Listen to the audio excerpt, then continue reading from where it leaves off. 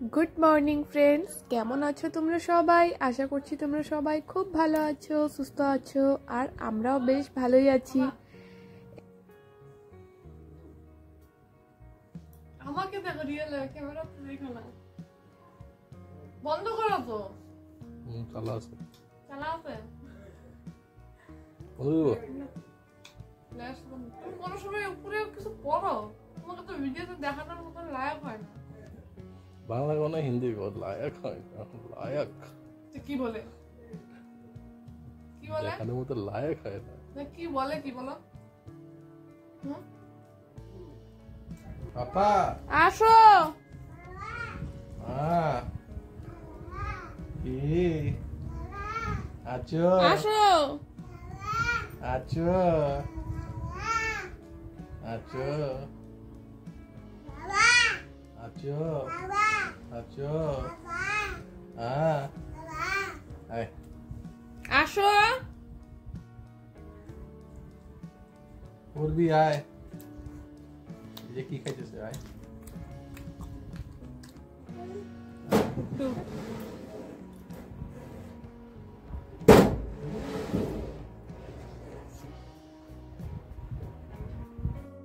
এই যে দেখো সোনা বাবাটা কি করছে, সমস্ত জামা কাপড়গুলো এলোমেলো করেছে।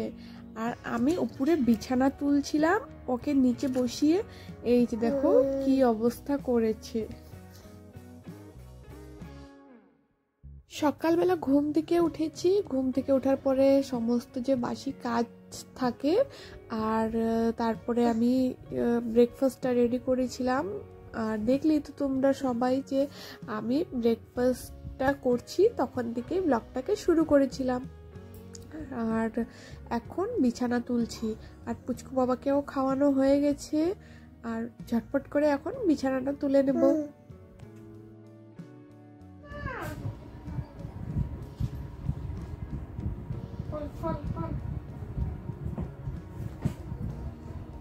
খোলো, এই জামা কাপড় রাখবো তো, খোলো খোলো, এটা খোলো।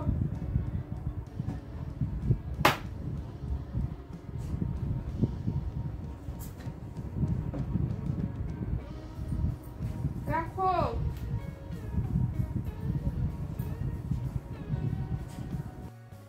এই যে দেখো এখন বিছানাটাকেও ভালো করে গুছিয়ে রাখবো। আর আমার এই বিছানাটা না অনেকটা পরিমাণে মানে তছনছ হয়ে থাকে, তারপরে অনেকটাই জিনিসপত্র থাকে বেডের উপরে, তার জন্য গুছাতে অনেকটা সময়ও লাগে। আর ভালো করে যদি না গুছাই তাহলে দেখতেও ভালো লাগে না। আর মানে তুষকের নিচে পাটি পাতা আছে, তো আরও তুষকটা একদম নিচ দিকে সরে আসে। আর তার জন্য সকালবেলা একটু ভালো করে গুছিয়ে রাখি, কারণ সারাদিনে তো আর তেমন গুছানো হয় না, আবার গুছাতে গুছাতে ওই যে বিকেলবেলা। আর এই যে ড্রেসিং টেবিলের উপরে যে কাভারটা ছিল সেটাকেও ভালো করে ঝেড়ে তারপরে মানে পেতে দিয়েছি।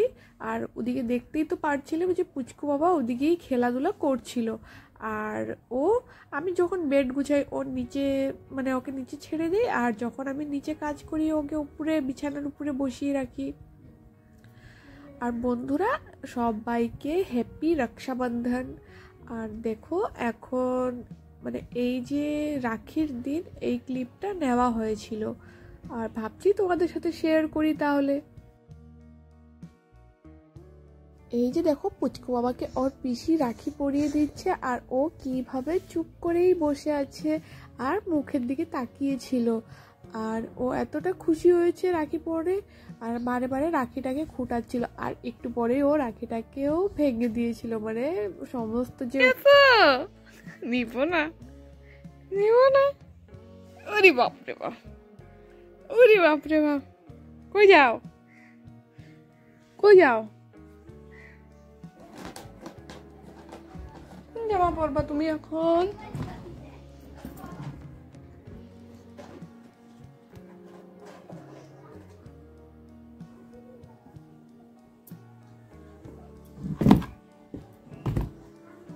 এই যে জামা পর।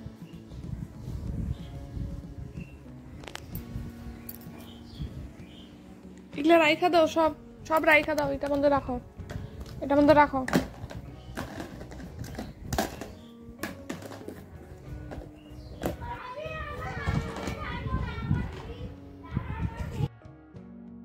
বন্ধুরা এখন আবার চলে আসলাম বাসন কয়টা মাজতে। আর এগুলো দুপুরের বাসন না, কিন্তু এগুলো সকালে যে ব্রেকফাস্ট করা হয়েছিল আজকে সেগুলোর বাসন। আর দেখতেই পারছো সকালবেলায় কতগুলো বাসন মাজতে হয়। আর যেহেতু সকালবেলা রুটি করা হয়, রুটির সঙ্গে চা সবজি সমস্ত কিছুই করতে হয়, তার জন্য দেখো কতগুলো বাসনও মাজতে লাগে। আর তারপরে আবার দুপুরবেলার এক্সট্রা আবার রান্না থাকে, সেগুলোর বাসন, মানে সারাদিন বলতে পারো অনেকটাই কাজ থাকে। আর এই যে এখন বাসনগুলো মেজে তারপরে রান্নাটাও বসাতে হবে।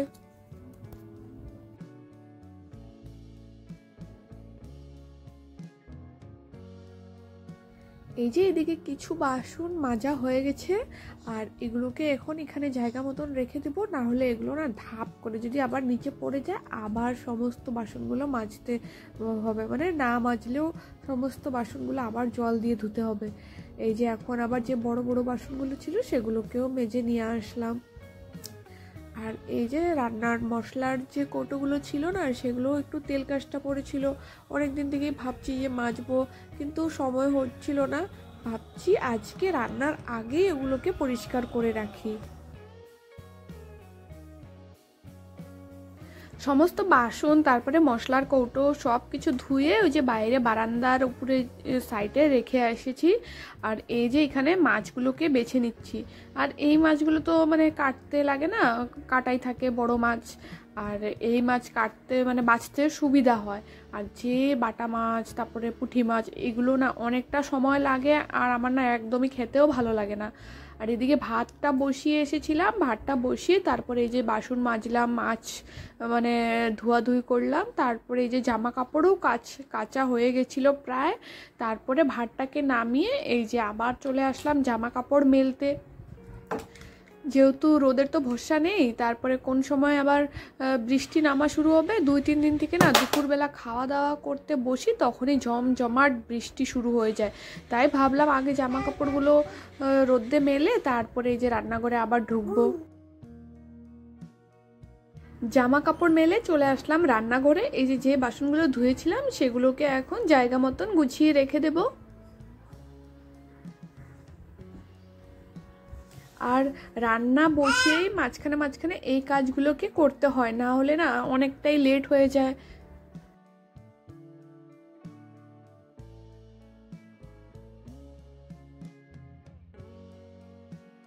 এই যে এদিকে ছোট একটা হাঁড়িতে পুচকু বাবার জন্য একটু ডাল বসিয়েছি, আর কড়াইতে মাছ ভাজছি।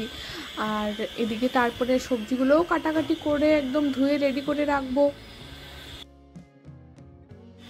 এই যে দেখো যখনই ভয়েস দিতে যাই তখনই দেখো এই কিছু না কিছু শব্দ আসতেই থাকে রেকর্ডিংয়ে।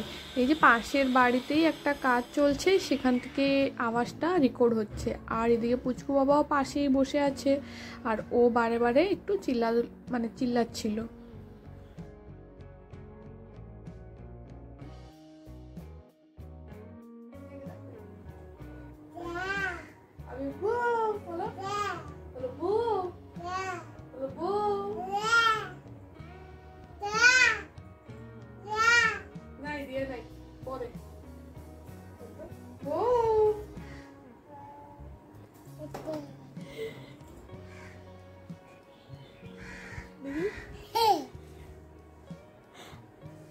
ওই ওই বাবা বাবা বাবা, ওই দিকে দেখ দেখ না।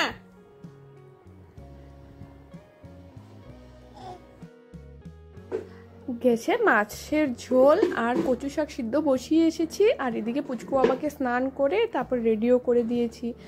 আর এখন আজকে ব্লগটাকে এইখানেই আমি এন্ড করব। আর যদি ভালো লেগে থাকে আমার ব্লগটা, তাহলে আমার চ্যানেলটাকে লাইক শেয়ার অ্যান্ড সাবস্ক্রাইব করে দিও। দেখা হচ্ছে নেক্সট ভিডিওতে। ততক্ষণের জন্য সবাইকে টাটা, সবাই ভালো থেকো। আর এই যে এদিকে আমার রান্নাবান্নাও কমপ্লিট। এদিকে মাছের ঝোল করেছি, এদিকে কচু ভাজা, আর হচ্ছে কচু শাক।